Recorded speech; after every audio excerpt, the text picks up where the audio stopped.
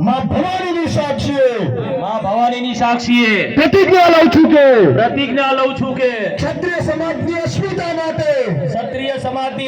માટે ક્ષત્રિય સમાજના સ્વાભિમાન માટે આ વિવાદિત નિવેદનના વિરુદ્ધમાં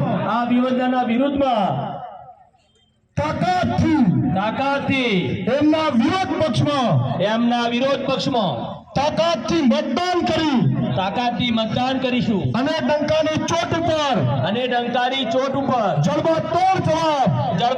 જવાબ 7 તારીખે બૂથ ઉપર જઈ ઈવીએમ પર આપીશું અને 4 તારીખે